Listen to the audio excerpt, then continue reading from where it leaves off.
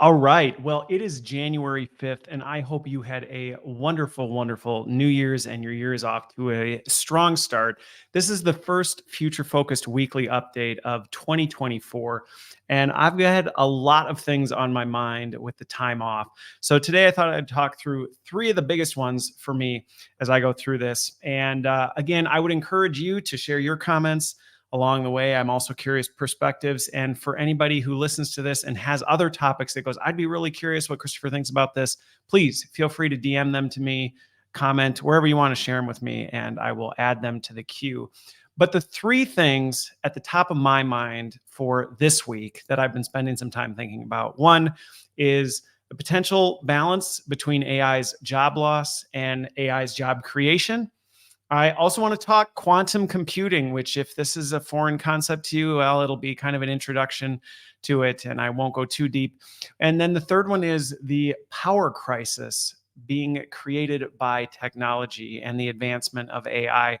So, with that, let's start with kind of what's bouncing around in my head right now around AI job loss and creation. And this isn't, I don't know that I've encountered anybody recently who is not at least thinking about, worrying about, talking about what's going on with AI and jobs. And it was especially hit home for me because really coming into the end of the year, I saw so many layoffs, which I talked about 2 weeks ago in the weekly update. But I just saw so many layoffs coming into the end of the year, and I've read a number of different reports. There is a lot of reports talking about just significant job displacement. I see other ones talking about new job growth. The scales tend to be balancing that the growth is going to outpace the replacement. But honestly, jury's still out for me in a lot of this. And there's a lot of conflicting reports. One of the interesting things, though, that I keep hearing, and I'm curious if anybody else who's having conversations with other senior business leaders is seeing this, there seems to be something magical that everyone is planning on the end of this summer. So as I'm looking into planning for 2024, the number of people I'm in conversations with where they say, well, end of July, August, something about that time frame, there seems to be just this, and maybe I just am not in the know on this, I'm not sure, but there's something magical. I'm actually going to be really watching closely to see how some of these things come together. And as organizations are kind of strategizing, the number of companies I talk to who say that they're holding tight, they're a little close to the vest, but they plan on things opening up come end of summer. So it's going to be interesting to see what happens with the job loss and creation as we go into another year of disruption. Now, if I was looking at a research report, I don't know if it's research. Some people get really, really particular about this. So I was reading information somewhere, a reliable source, it seemed, that was talking about displacement and what that looks like. And in 2023, at the end of the year, the roughly 37% of senior execs that were surveyed acknowledged that there was some displacement directly as a result of the disruption coming from AI, which contributed to what I believe is a lot of the job loss we saw at the end of the year. The unfortunate part is that the projections, and when people were asked about 2024, the number of people that are already anticipating reducing jobs because of AI was 44%. So people said, well, 37 said, yeah, we already did. 44% said we're planning on it. And when I look at some of the reports out there on where that's going to hit, white collar jobs are potentially one of the biggest targets for AI disruption. And there still continues to be a lot of uncertainty. Now, granted, I don't know how much has changed in 2 weeks. I've been a little bit more disconnected with the holidays, but honestly, I've been following this pretty closely. And a lot of the estimates I'm seeing are anywhere between 29 and 45% of the work white collar jobs are doing will be replaced or significantly augmented by AI. So that's another year of disruption. So I am staying very close to this in 2024 and watching to see where are we going to see new job growth? Where are we going to see things? I think as I think about this, what does this all mean? I think for leaders, I would just really encourage leaders who may be in that camp going, we're already anticipating displacing jobs in 2024. Be really cautious and discerning about how you're doing this. I already have had conversations coming into the close of the year with leaders who were quick to jump on this in 23 and are now trying to reverse engineer out of this because they displaced jobs because they thought AI could do something. And then they didn't really realize the amount of work or how intertwined the human component was with the mechanical component, and are now having to backtrack and go, shoot, I guess we do need people, but we might need different skills or we might need different talent sets. So for leaders, make sure you're working closely with your teams on how AI can augment, and have open dialogue about where can that happen. I think we need more leaders, and I get it. The higher up you move, the more disconnected you are from work. And that's an unfortunate challenge, is a lot of times the people making decisions about where this stuff is going to hit aren't the ones who are really close to it. And I've been there myself. It's not easy. And so I won't pretend there's just like an easy solution of, well, this is how it should play out. But I think for leaders, we need to have more of these open dialogues around, hey, where can we optimize? Where can we do this? And what are people really doing that's unique? And I think for people, we need to be willing to be a little more open and transparent. There is a tendency to want to hold tightly to, I don't want people to know what I'm doing because then I'm at risk. And that I have seen over the last few months. And actually, I was just reading an article yesterday about this.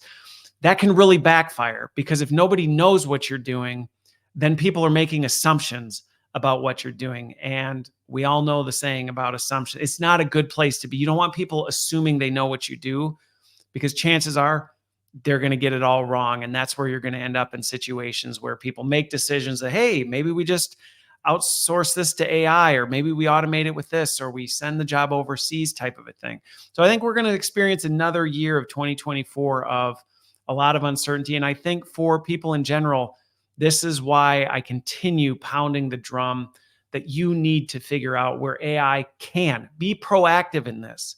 Figure out where AI can come in, augment, even replace some of the work you're doing today, but also be proactively thinking about what it is you could be doing instead, so that as this AI job disruption continues to rise, because we only saw the surface of this in 2023. Now, maybe I'll eat my words in 2024. I don't think so. Not based on what I'm reading, not based on the conversations I'm having. But we have an opportunity. We all, you all listening to this, and myself have an opportunity to get in front of it. And we can either react to it or we can be proactive in what we do about it. And I can just say from experience, being proactive always ends up being 1,000 times better. So really interested to see what happens. For those who may be in a decision point, I'd love to hear from you, how you're thinking about it. I'd actually be really curious to hear too from people who may have been directly impacted, and things like that, and what that experience was like. And, is your company regretting it now? I talked to someone recently that was let go because their company thought AI could eliminate their job. And then they got a call back because they realized it wasn't working too well. So I think 2024, we're going to see even more of that. I think people were a little hesitant in 2023 to go out on that limb. I think 2024, we're going to see some more. So interesting times, will be interesting to watch. The next one is quantum computing. I've been following this for a while, and you may, depending on who you are in my audience, you may be going, quantum computing, what? Now, if you're not familiar with this, I'm going to give you just the baseline version. So if you're a total tech nerd and you are completely offended by the way I'm describing it, please reach out and clarify or correct me on any of this. I will likely be trying to find some guests who are closer to the quantum computing space, because I am very fascinated with this and where this can go. But in short, the shortest version is, if you know tech, it typically works on bits, ones and zero states. Quantum computing works in qubits. And the biggest difference that I'll describe is, in typical computing, a bit can be either a 1 or a 0. In quantum computing, a qubit can be a 1 and a 0 simultaneously. Now, you might think, who cares? What's the big deal with that? Well, essentially what this does is it allows just exponential processing power from the same thing. So this would just completely accelerate some of the technological advancements we've seen in the past years. And there are a lot of predictions. And this is the one of the ones I'm really following because it's going to be interesting to see how this, if we thought AI did some crazy stuff in 2023, if quantum computing hits in 2024, hang on tight. And there are a lot of predictions that quantum computing is going to be ready for the main stage in 2024. Now, what does that mean in practice for those of you who may be listening to this going, what, yet another big transformational change? May not be as tangible consumer grade as generative. Well, it won't be as consumer and tangible and consumer grade as generative AI was. Your iPhone's not suddenly going to start. The 2024 iPhone's not going to come out with like, hey, with a quantum processor in it. It's not going to be anything like that. But this exponential increase in processing power right now in many ways is a huge bottleneck to the possibilities of AI. It's a huge bottleneck to very complex things that require extremely complex computing. So think of like pharmaceuticals. And you hear about pharmaceuticals and you hear why does it take so long for us to get there? Well, the time it takes to break all this molecular information down and figure out how all this stuff works on a molecular level, then actually create it, reconstruct it, test it, all these other things. Quantum computing could potentially, in that instance, really tighten up that timeline because in many ways, the way computing works today is a huge bottleneck.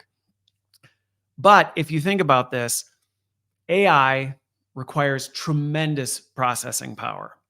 So put 2 and 2 together there and think about how powerful AI is today on standard computing. Now imagine you put quantum processing power behind artificial intelligence.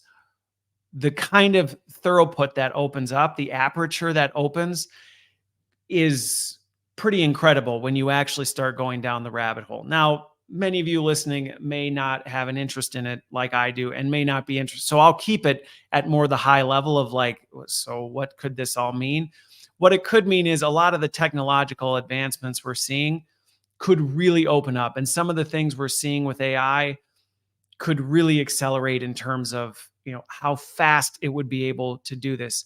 And again, pharmaceuticals, might we see the pharmaceutical process of being able to figure out, hey, how do we make a compound that can bio-target this kind of cancer? How can we make a compound that can target this kind of virus? We may be able to see those timeframes dramatically compressed. Same thing with chemical processing. Creating new chemical compounds takes a lot of math, a lot of computing power to be able to pull these complex things apart and reconstruct them in different ways to simulate what happens if we do all that. Simulation is a huge part of this. When you think about this, being able to deconstruct and reconstruct, making minor tweaks to see, and then run that through and go, how does this play out? Well, that takes a lot of computing power, and current standard computing throttles that back a lot. So some of the things we saw in 2023 where people were saying, hey, maybe we might want to slow down a little bit while we figure some of these things out.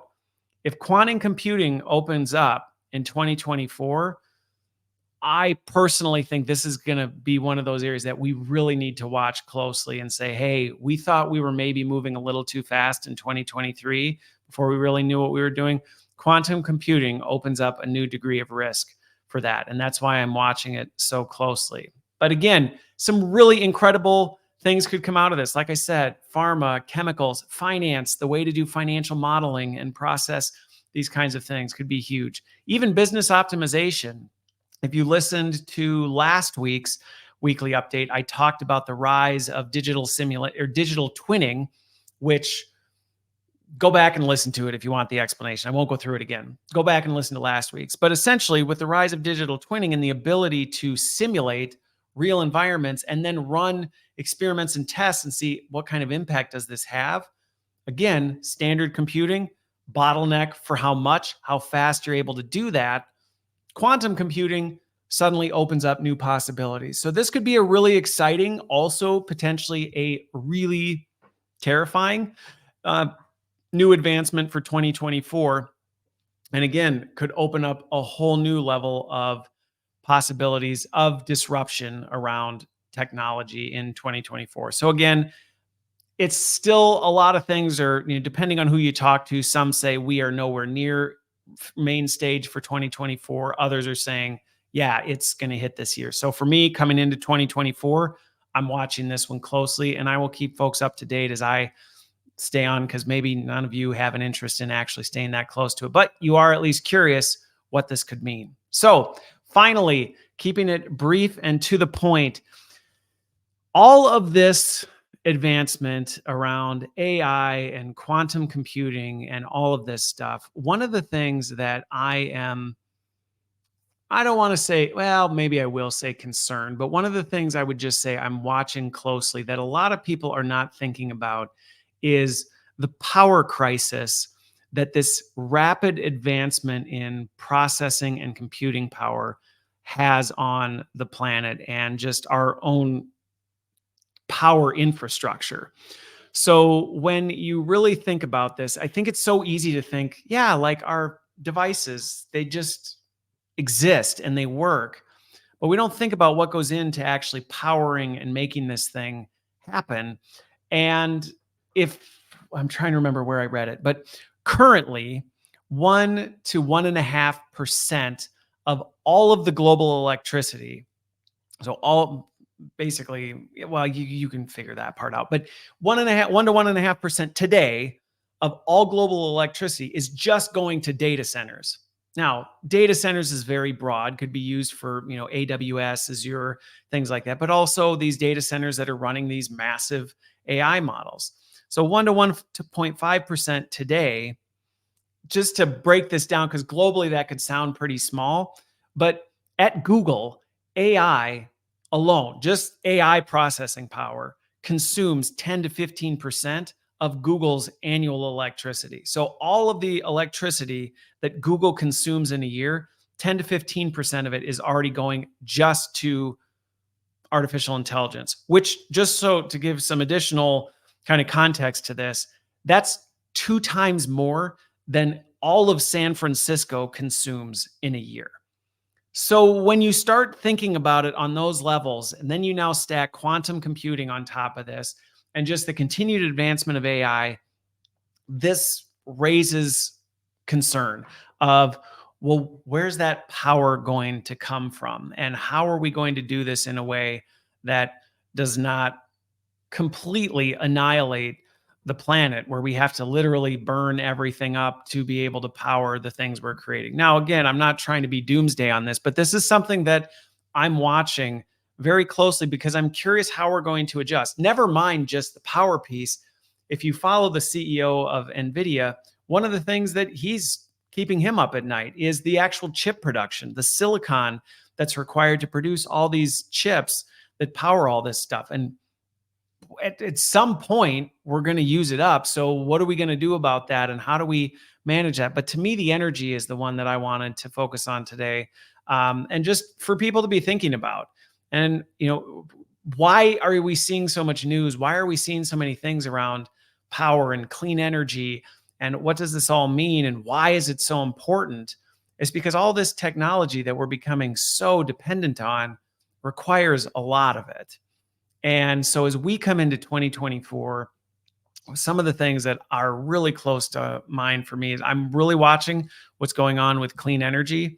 During my time at GE, I got to know a lot of the folks in the GE renewables division, and it was very fascinating to see some of the advancements we've made in solar and wind and water. I mean, there's a lot of different ways we're looking at collecting energy that don't require us to just burn massive amounts of coal or create thousands of tons of nuclear waste. So again, we got to figure this one out. We really do, and it's going to be interesting to see how we come around to this. One of the things, though, optimistically, if you have not been following any of this stuff, take a look at what's going on with fusion. I am extremely encouraged by what's happening with fusion and where fusion is going, and the fact that there is, similar to quantum computing, there is a legit possibility that in 2024 we could see fusion become ready for main stage. That would be a huge advancement. For those of you who don't know anything about fusion, it's, I don't know that I would describe it necessarily as the opposite of fission. Fission, if, and I may be getting these backwards, but I believe if I'm remembering correctly, I always get the two mixed up. Fission is ripping atoms apart, fusion is smashing them together.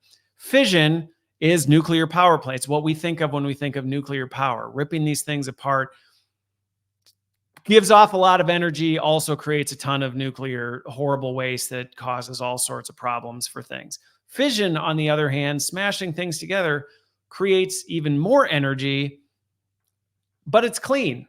It doesn't have radiation. It doesn't have waste, just generates massive amounts of power. The problem that we've historically had is the amount of energy you had to put into fusion was always more than you ended up getting out of it. So it's not like we never could do a fusion reaction before. It was just we took so much energy. It was like, well, this is actually a net negative. Like, yeah, we made it happen, but we ended up losing energy in the process. We've now gotten to a point where we figured out how to get more out of the reaction than we have to put in, which again, are we there yet? No. Are you going to see a fission power plant put in your backyard, anytime soon? No. But is this a true viability in 2024? Maybe. And I'm watching that closely and extremely optimistic, because this could be a fantastic clean solution to how we deal with some of the energy challenges we're going to be faced with the continued rise of AI, quantum computing, and all of that. The other thing too is, maybe quantum computing will bring with it some significant efficiency gains out of standard computing that will help with this. I still am just getting my arms around some of these things, but those are the things that, as I finish up the first week of January, are bouncing around in my head that I'm watching closely. So hopefully you found that helpful. Hopefully it maybe brought you into something you maybe were less aware of than you were before you listened to this. And yeah, feel free to send things along. Hopefully you found this valuable. I hope you have a wonderful rest of your week, and we will see you on the other side.